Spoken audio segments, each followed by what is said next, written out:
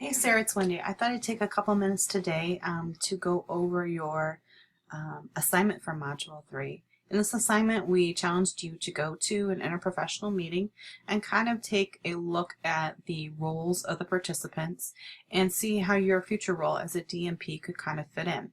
So I think you did a great job of interweaving both the IOM recommendations and the IPEC core recommendations throughout your paper. So if I'm understanding, you went to a meeting, and it sounds like it was a really, very decent, nice meeting. It had physicians, advanced practice providers, a nice myriad of people here.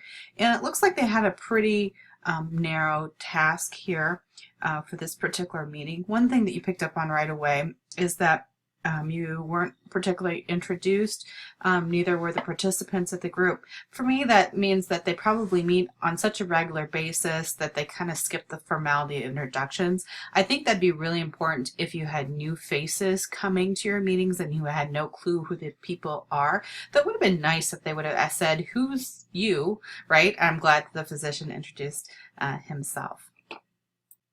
What I liked here is that you said there was a printed agenda which was followed to the minute. The action items were given certain periods of time. The meeting ended on time. I think that is so important.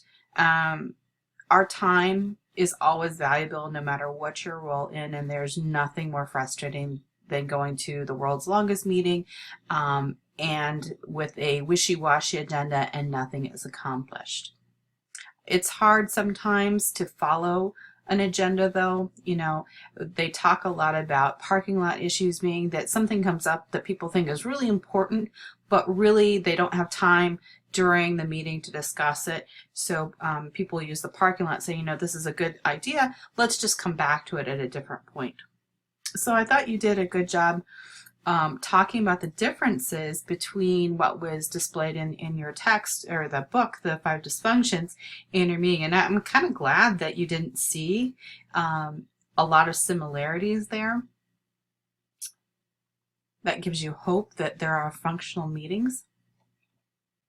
And in reading your paper, it sounded like this was a positive meeting. It was well received. When you can get good feedback, you're talking here particularly about a PowerPoint item, but when you can get good feedback from audience members, that is so helpful. I was looking through here. That looks good. And this is nice too. If the usual team leader was gone, that must mean that she must trust her other staff members to get the meeting done. That shows a great deal of leadership, great deal of trust right there. One little spelling error there. Let's see here.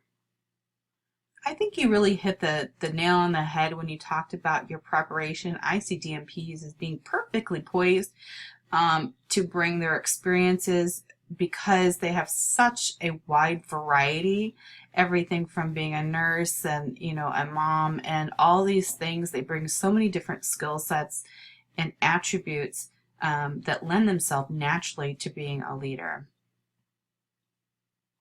And here you did a nice job talking about the IOM and the IPEC core competencies. And yeah, I do think you'll be extremely involved in team-based care. And I always say whether you like it or not, it's almost impossible to survive in a silo these days. I think that we haven't quite figured out what the right configuration is for care. I do like the idea of pod care.